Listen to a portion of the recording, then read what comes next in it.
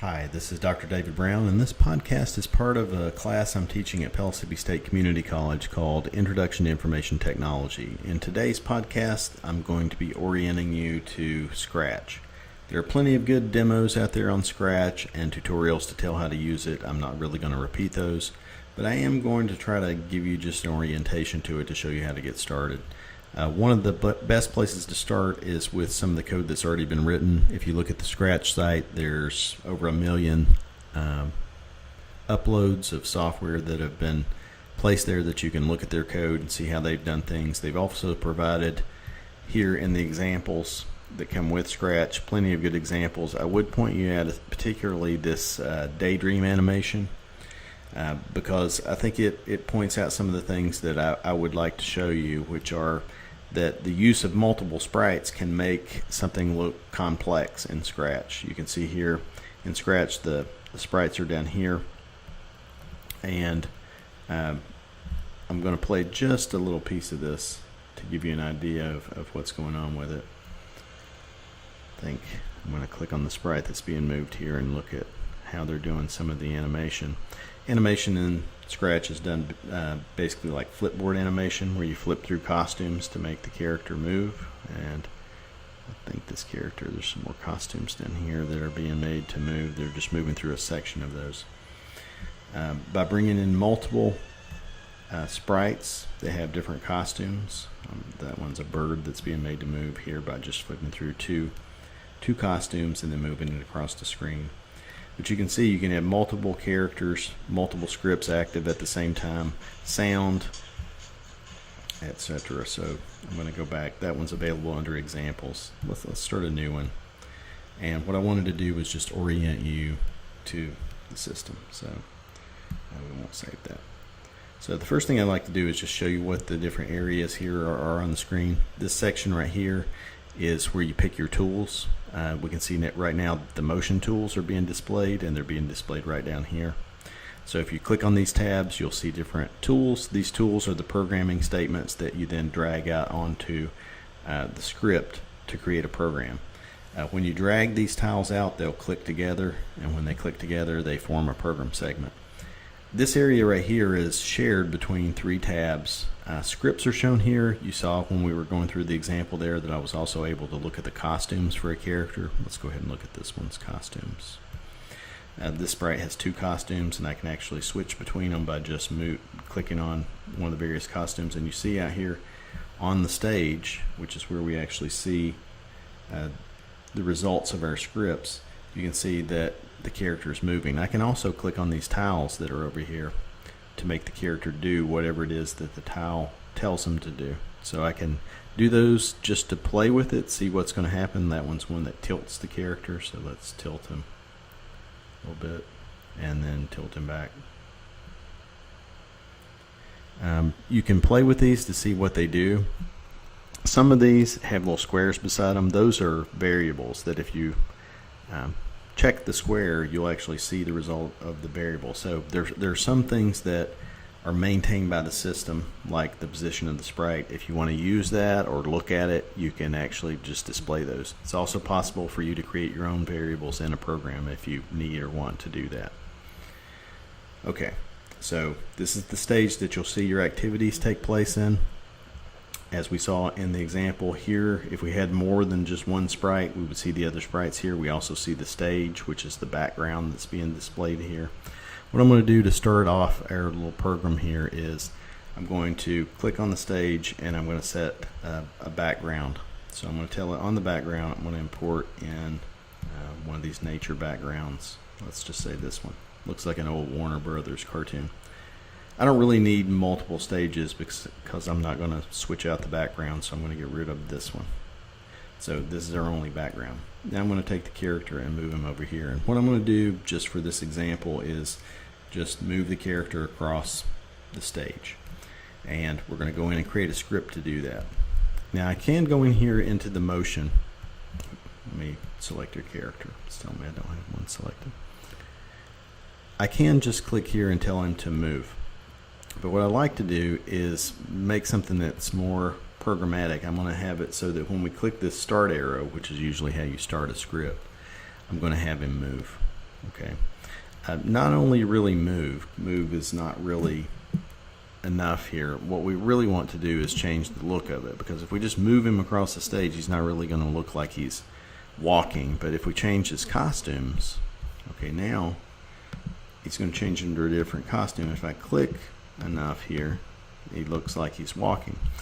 One of the other things we can do if we're going to repeat something several times is put a loop around it. Like here I could say, I'm creating a loop here. Now the loop says repeat these statements that are inside 10 times. So now just by one click of this will cause him to walk 100 steps. But that was pretty fast. That's a little bit too fast. It didn't really look natural enough. We can actually put a weight in here to make that look a little bit more natural. I already know from doing this a few times that 1 second's too long. Let's make it a half a second, and then let's move him back here and try that again.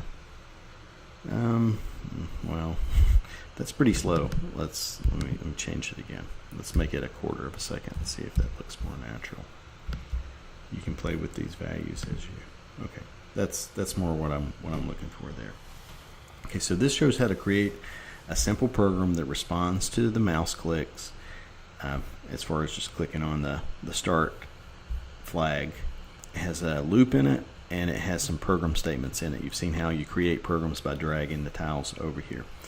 What I'd like to do now is do something a little bit more complex and make the character walk across the screen until it gets to a certain point, and then turn and walk back across the stage, and maybe just repeat that. So constantly walking forward and then backwards. The first problem that we have here is how to make the character walk backwards. It's easy to make him walk forwards here. We can see this. But what I'd like to do now is turn the character around and make him walk backwards. And I can do that easily with some of the tools that are provided here in Scratch. So what I'm going to do is I want to make 2 more costumes that face the other way. So I'll go ahead and just copy this one. And you can see it creates us a copy here. I can go into that copy then. And there's one of these here that will flip the character horizontally. So now I've got one that walks backwards. Okay, so that's the first half of it. We also need one with the leg up. So I'm going to copy that one also, go into it, double click, and reverse it. So now I can make the character look, and I'll flip between these just to give you a feel for what that looks like. I can make him look like he's walking backwards also. So let's go into the code and let's see how we can make the character begin by walking in one direction and then turn around and walk the other way. So let's start. First, let's go in and name our costumes. I guess 1, 2, 3, 4. Let's call it instead forward 1, forward 2, backward 1, and backward 2. That'll just make it easier for us to tell what's going on. You don't necessarily have to do that, but I think that'll be easier in our script because we can just tell it. We always want the character to start off with, by clicking on that I told it to start. I don't want to do that. I want it to start with the forward 1 costume, so we always want him to start that way. We might also want to reset him to this position, but we'll look at that in a second. Okay, so here is the forward walking routine. Now this is not going to work now. I'm going to go ahead and run this, but you'll see it's not going to work. Now it's going to just switch between all the costumes. Let's look at the costumes and see how this is going to work. So there you go. Oh, no, he's walking forward and backwards. We can't just switch between all of the costumes. We have to actually somehow tell it. Let's go ahead and reset him here. I'm going to reset his costume to be the forward costume. Okay, and reset the character again. Okay, what I really want to do is, instead of just saying next costume here, I want to switch between the 2 costumes. So I'm going to replace this next here, and you can see how I have to drag the pieces back in there. I'm going to switch that. We know it's in forward 1. We're going to switch it to forward 2. I'll walk 10 steps. I'm going to actually change this and then copy this segment and do it twice. So here's what we have. I'm going to get rid of this little piece that we don't need anymore. Okay, so what I've done is, instead of walking 10 times, I'm going to do it 5 times and do two costume changes inside the loop. So we start out at forward 1, go to forward 2 costume, and then switch back to forward 1 and repeat. So now we've got the forward walking going again. Let's take a look at that. So there, walks forward, forward, forward. Now if I would like for him to turn around at this point and walk backwards, I can tell him to switch to one of the backward costumes, like backward 1, which would basically make him turn around. And I'm really just, well, I didn't really mean to click that. Let's move him back here again and reset that. I wanted to duplicate this piece and put it here, and I don't need this last part. Well, I may want to reset him. Let's see, after he walks all the way back, let's go ahead and turn him around and reset him so he's ready to go again for another forward walk. So only thing I need to change here, I keep clicking on that and making him do it instead of clicking it and making it the change that I need. But I want that to be backward 1 or backward 2 and backward 1. So walk forward, turn around, walk backwards. I need to actually change these steps to be, instead of 10 steps, he's going to walk backwards. They need to be -10. So let's see what this does. So now I have a program. I'm going to reset him here and tell it to walk. Okay, so he walks forward 10 times and then backwards and resets. If I would like for him to just repeat that forever, I can actually put a loop around that says just repeat this whole section just on and on. To make him walk a little bit farther, let's tell it to, I'm going to double these. So I'm going to make him walk a little bit farther than he was. Okay, so now he's going to walk farther than before. Turn around, walk back, and basically repeat that forever. This could be a routine that I have that character doing, and it's going to continue until I hit the stop that says to just stop everything. So once he gets back here, I'm going to stop him. Okay. And I want to show how to include another sprite into the scene so that we can have another character doing something independently of this character. So here I want to pick another sprite. I'm just going to pick one that's pre-prepared. I have had students use images of themselves to make sprites with, to do animated sequences with them. You can have these programs that will play games, that will respond to mouse clicks. You can write some simple two-dimensional games in here, and you can use pictures of yourself or interesting pictures that you find as your characters. But I'm going to use one that's just pre-prepared here, so I'm going to use this person. Now I already know that there's some other costumes prepared for her, so I'm going to pull in the other costumes. These are just her in different postures. And what we're going to do to animate this character is just flip through the costume. So I'm going to have her just repeating this sequence where she goes from one costume to the next. So it basically just looks like she's dancing in the background. So I'm going to create a simple script here that says when we click on the start flag that we're just going to repeat forever. I'm going to have her stand in place and change costumes. So now both of these characters have something they're supposed to do. The script for this character is shown here. The script for this character is shown here. Now when I click on the start, way too fast for her. Let's put a wait in.